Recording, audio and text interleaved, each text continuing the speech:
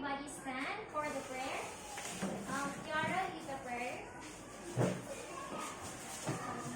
In the name of the Father, and of the Son, and of the Holy Spirit. Amen. Our Father who art in heaven, hallowed be your name. Thy kingdom come, your will be done, on earth as it is in heaven. Give us this day our daily bread, and forgive us our trespasses, as we forgive those who trespass against us. And lead us not into temptation, but deliver us from evil. Amen. In the name of the Father, and of the Son, and of the Holy Spirit. Amen. Good afternoon, teacher Virginia. Okay, good afternoon. Kindly take your seat.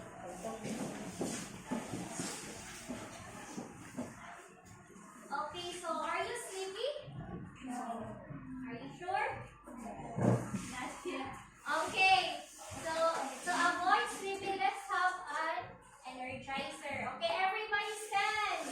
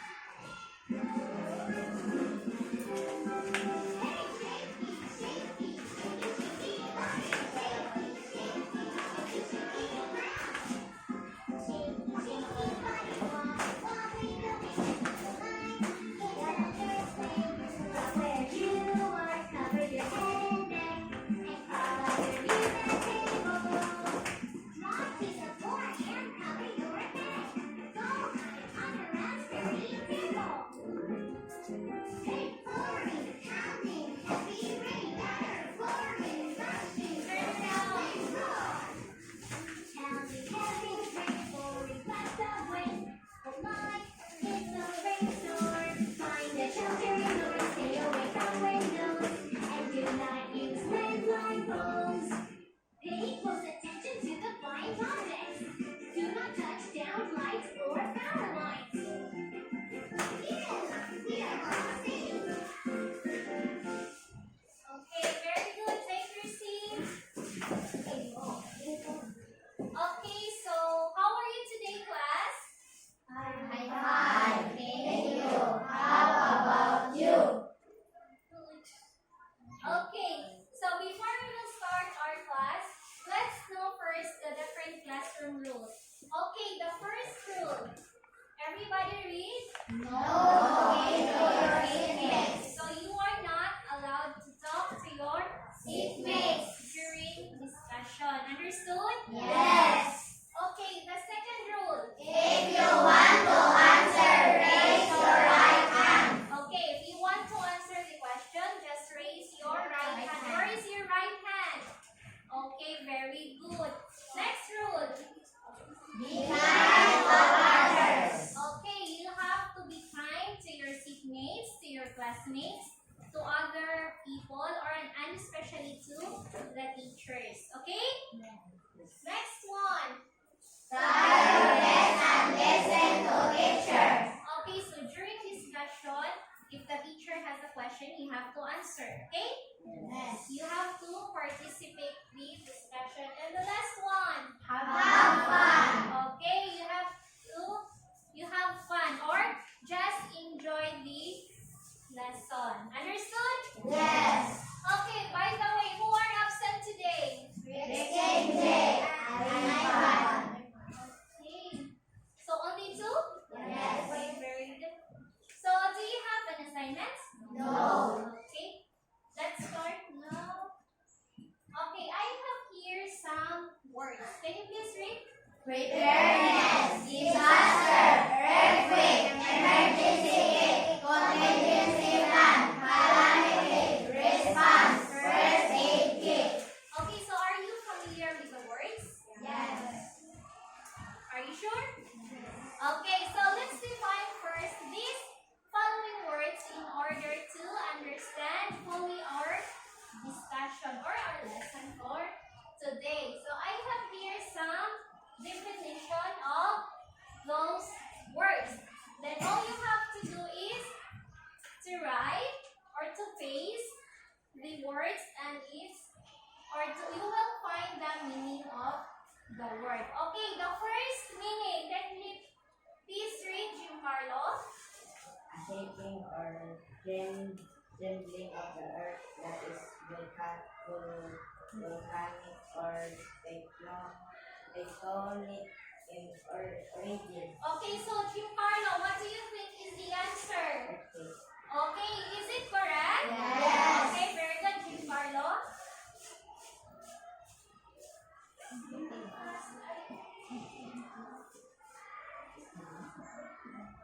Okay, very good, Giancarlo. Sit down, thank you. So, earthquake is a shaking or trembling of the earth that is volcanic or tectonic in origin. The second meaning. Please read, Warren. A disastrous event. Again. A disastrous event marked by great loss and distress and suffering. Suffering. Okay, what do you think is the answer, Warren? Calamity. Okay, is it correct? Yes. Okay, very good, Warren.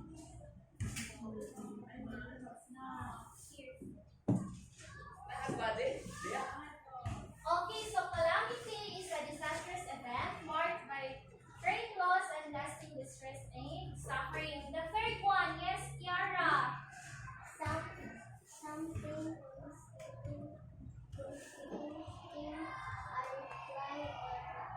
So what is the answer, Kiara?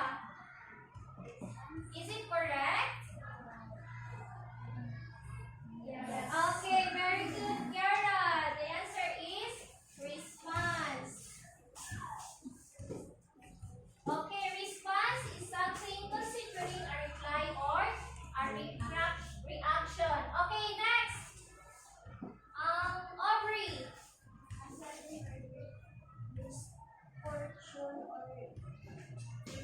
Okay, what is the answer?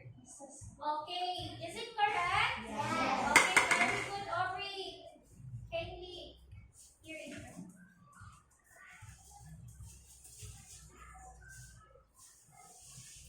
okay, very good. So disaster is a sudden or great misfortune or failure. Okay, next. Jelai. The quality or state of being prepared. Okay, what is the answer, Jelai? Preparedness. Okay, is it correct? Yes. Okay, very good. So preparedness is the quality or state of being prepared. Okay, next. Yes, Krisha. A plan designed to take a possible future events or circumstance into account. Okay, what is the answer, Krisha? Contingency plan. Okay, very good. So contingency plan is a plan designed to take a possible future event or circumstance into account. Next, yes, Queenie. A set of materials and tools for giving emergency treatment to a sick or injured person. What is the answer, Queenie?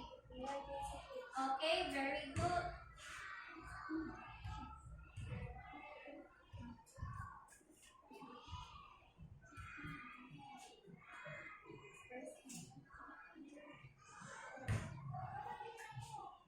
Okay, the last one.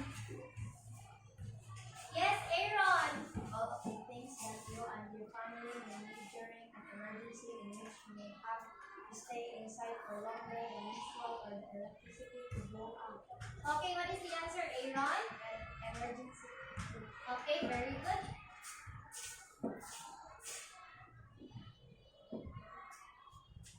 Okay, do you understand now the difficult words? Yes. Okay, very good. So I have here a picture. I want you to observe what's in the picture. Look at the picture. Eyes on the board. Okay, so what are the things? Okay, just observe first the pictures and let's answer the question. So what are the different examples of disaster? Yes, Giancarlo. Earthquake. Earthquake. What else? Kiara. Typhoon. Very good. What else, Aubrey? Okay, volcanic activities.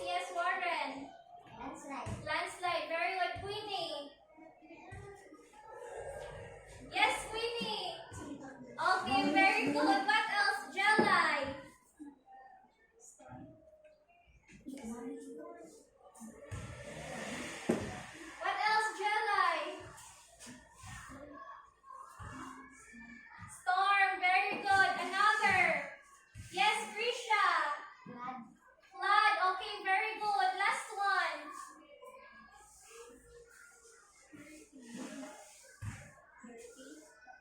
What else? Yes, Kiara. Okay, very good. Very good. So, flash flood or floods, storm, hurricanes, landslide, storm, what else? Tsunami, landslide. So, those are examples of disaster. Okay, next question. What are the different changes that occur in the Earth's surface as a result of volcanic eruption? Yes, Aaron. Change the flow. Okay, change the flow of the ground or the ground. Oh, the ground. What else? Yes, Krisha. Landslide. What else? What else?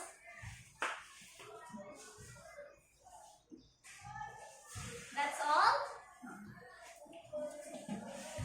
So the changes that occur on the Earth's surface as a result of volcanic eruption are landslide and change the flows of the ground. Okay, very good. So look at the picture.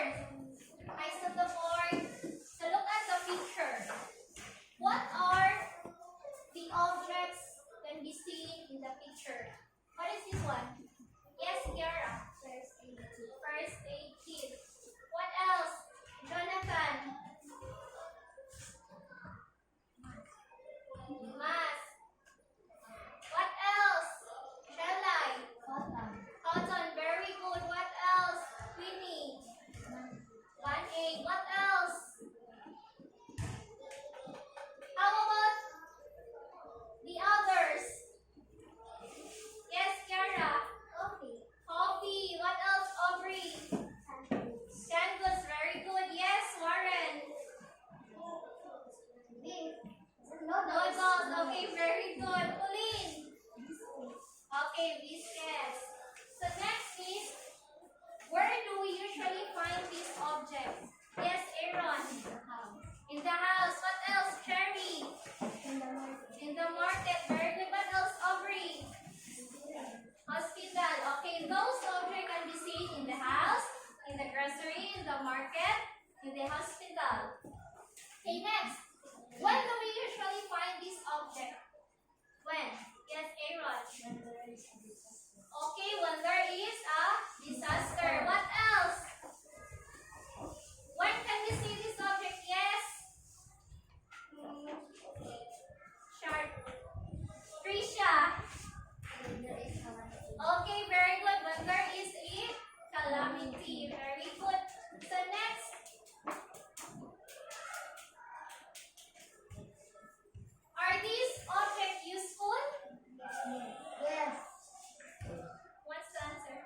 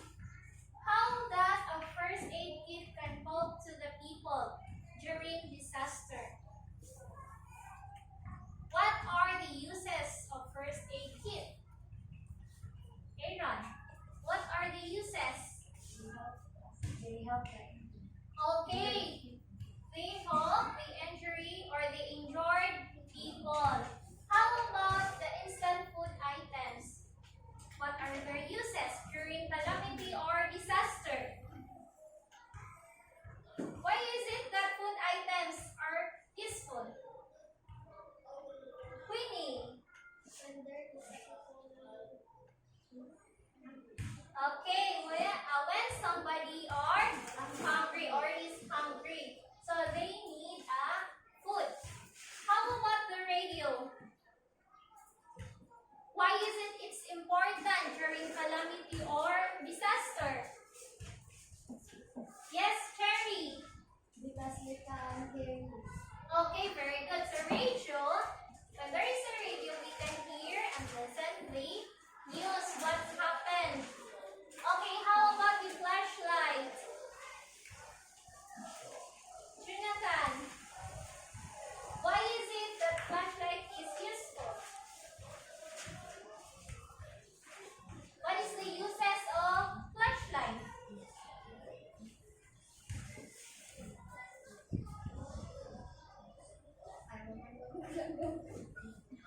Okay, we will use flashlight in order to give light. Okay, very good. Okay, we will have to view a video, but before that, we'll know first the rules in viewing a video. Okay, the first rule, can we read the light? Sit properly. Okay, everybody sit properly. Second one, Jim Carlo. Put your hands on the table. Okay, put your hands on the table. Everybody put your hands on the table first. Okay, the third one, Kiara.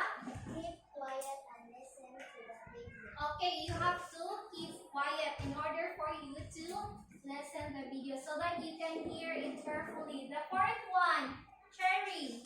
Don't talk with your seatmates. Okay, don't talk to your seatmates in order for you to hear the video. Okay, the last one, Queenie. Okay, take notes. So you immerse your papers. So you have to take notes so that you can answer my questions after the video. Are you ready? Yes. Okay, let's play the video.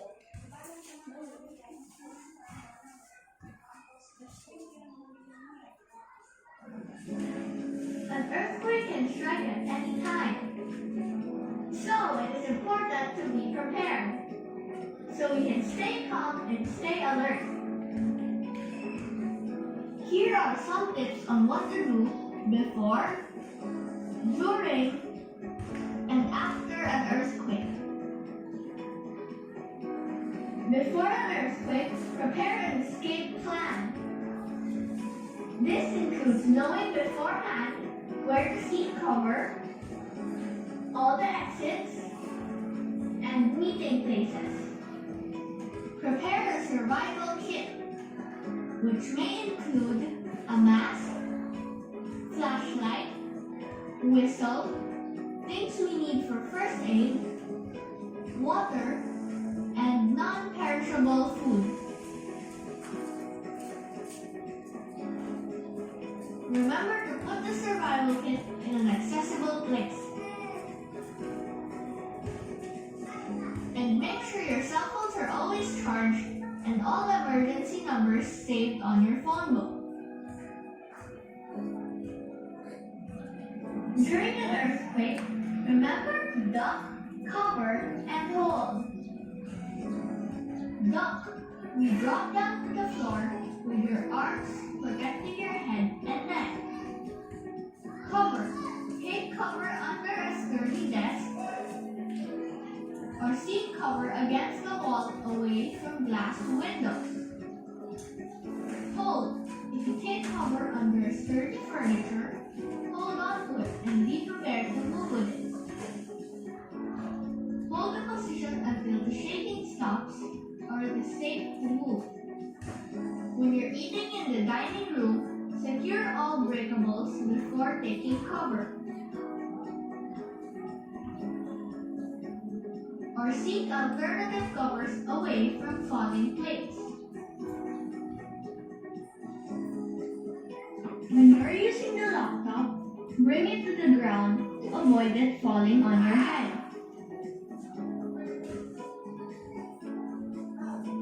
When you're sleeping, stay calm, cover your head with your pillow, or take cover under the bed.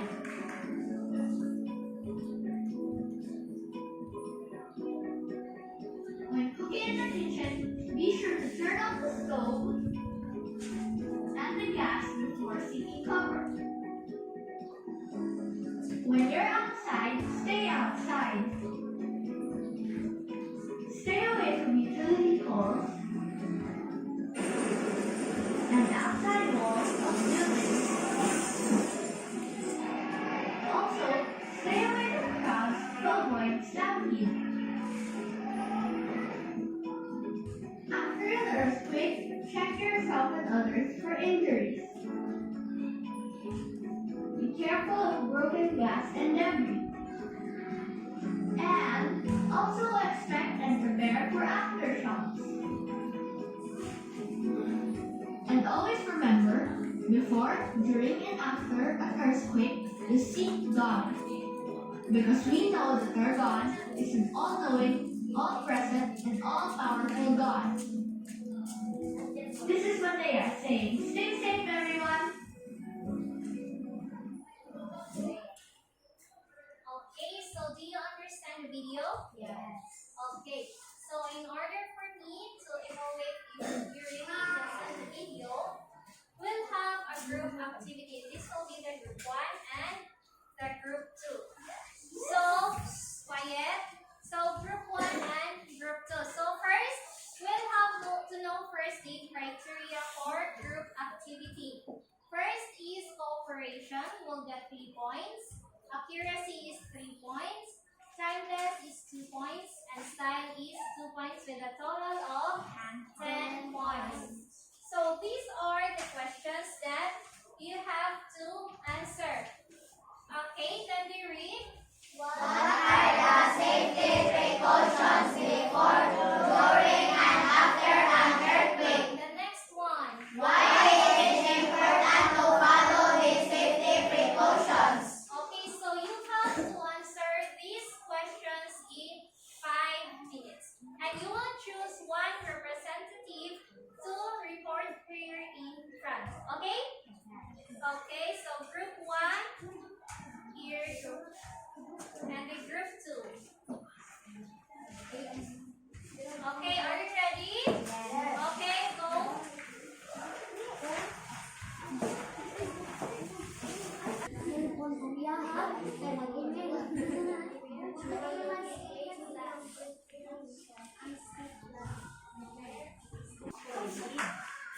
Okay, are you done, class? Okay, now take your seat. Take your seat quietly.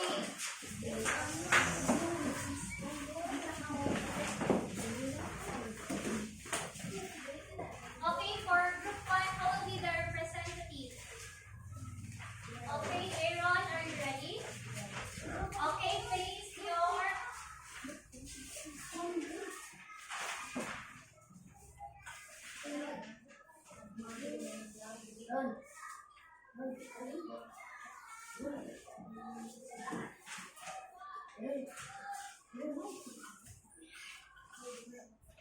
Okay, next time, Aaron. Make it bigger. Okay, listen to Aaron. The safety precautions Louder. before, during, and after an earthquake. Before, prepare an emergency kit. Number 2, prepare a survival kit such as water, mask, flashlight, and canned goods. Prepare an escape plan. Make sure that your cell phone is always charged. During, remember the duck cover hole. When you are sleeping, stay calm and cover your head with your pillow. When you're outside, stay outside. After, check yourself for other injuries. Be careful with a broken glass. Repeat to make sure that you are safe and you have no injury. Okay, very good, group 1. We'll give them applause for group 1.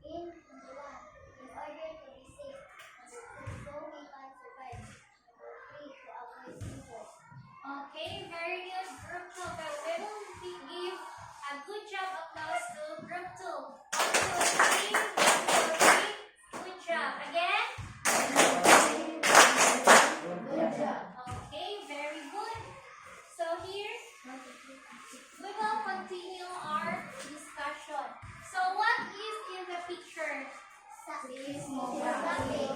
Again? Seismography. Again? Seismograph. Okay, what is a seismograph? Yes, Aaron. Seismograph is an instrument that is used to detect and measure earthquakes. The device works by recording the vibrations and seismic waves that are generated by an earthquake. Okay, very good. Done.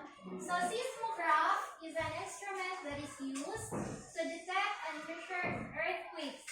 The device works by recording the vibrations or seismic waves that are generated by an earthquake.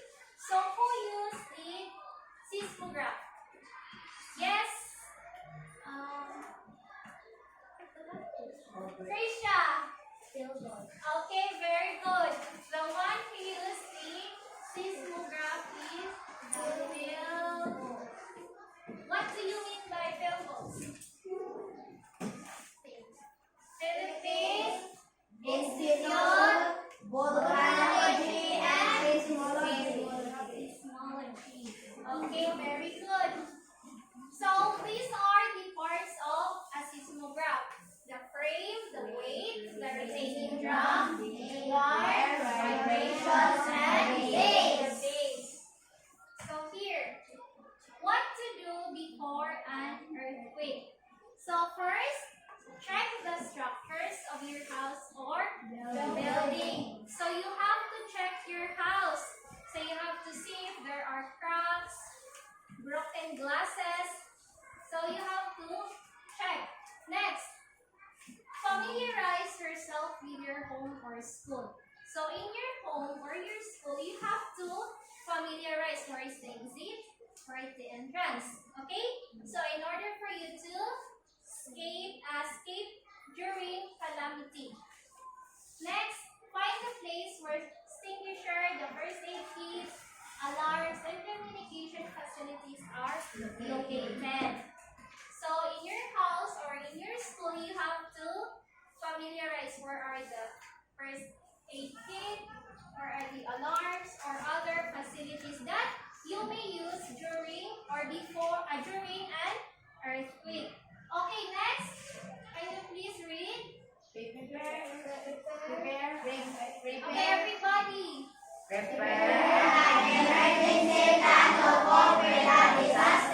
Okay, so you have to prepare. For example, this is your house, and here is the exit.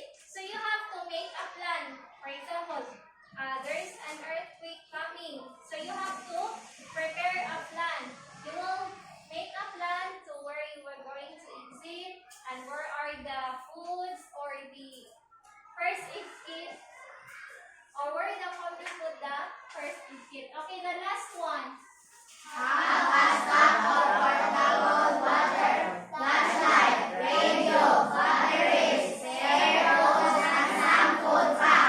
So these are the things that you have to prepare before an earthquake. Portable water, flashlight, radio, batteries, spare clothes, and some food packs in order to survive. Okay, that are the things that we have to do before an earthquake. How about during an earthquake? Everybody read number 1. Okay.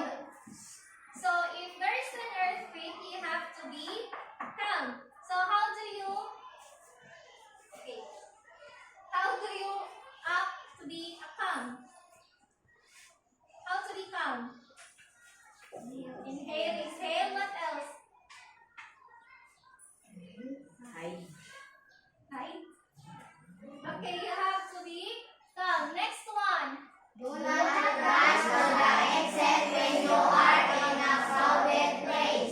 Okay, so if you are in a crowded place, what do you mean by crowded place? What do you mean by crowded place? If there's a lot of people, so that is crowded place. So if you are in a crowded place, you don't have to rush going to the exit. Okay, next.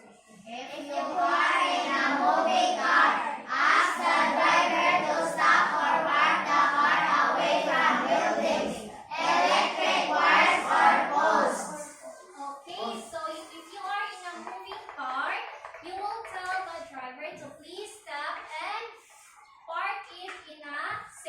place. A place that has no buildings, because if there's a building, there's a possibility that the glasses will be broken. Okay? Then you have to avoid also the electric wires and the poles. Okay, next. Do not use an elevator during and after earthquakes. Okay, why do you think that we don't have, we will not use the elevator during earthquake? Okay, yes, Giancarlo. Why do you think that we will not use the elevator during earthquake? Okay, very good, because there is a possibility that we got stuck in the elevator. Because when there's an earthquake, there's a possibility that there's no electricity. Okay, the last one.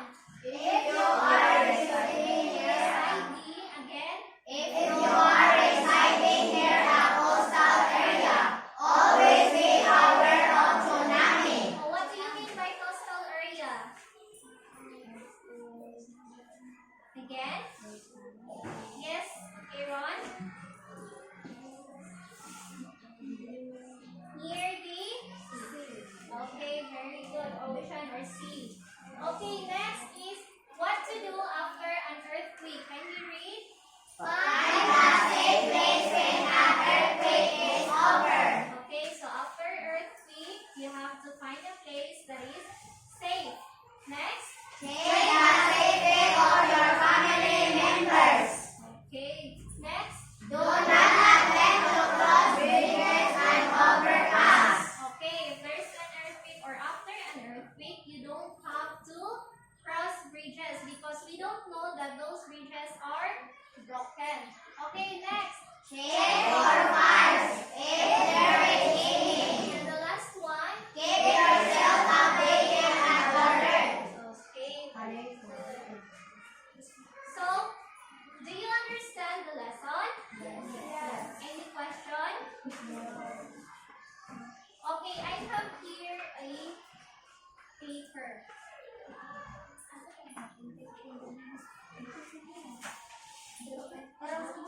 Okay, so for group 1, you have to do or present a poster about the safety precautions before and after the earthquake. While for group 2, you have to present a creative role playing about what to do during and after the earthquake. Okay?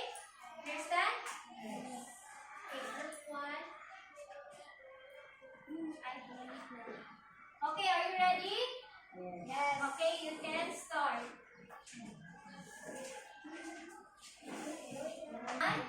Yes. Okay, let's witness the group 1 performance. Okay, who was the reporter?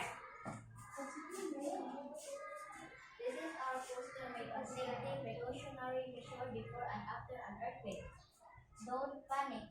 Wrap and cover and hold. Get under sturdy furniture and hold on. Okay, how about the group 2? Before an earthquake.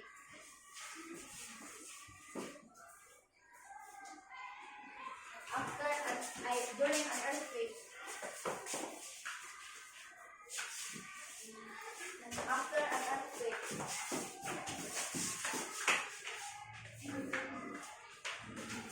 Okay, very good. So you may now take your seat. Okay, everyone. Okay, take your seat. Okay. Job well done, class.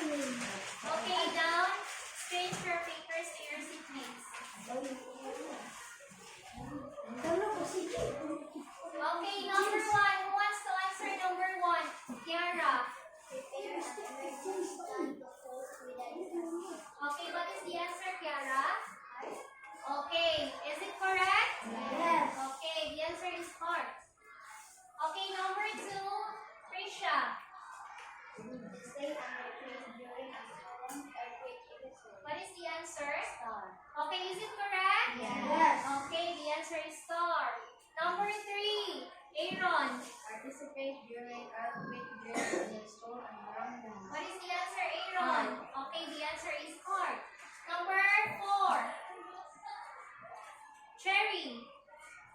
Enter the damaged building after a storm earthquake. What is the answer, Cherry? Star. Okay, very good, star. Number 5, Giancarlo.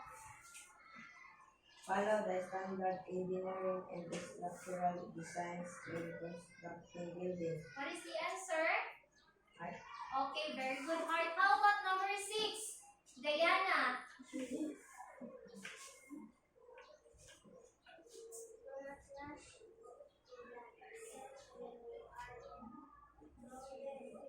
What is the answer, Diana? Okay, very good, heart. How about number 7, Aubrey? Keep yourself updated and alert. Updated. Updated and alert. What is the answer, heart? Okay, very good. How about number 8, Pauline?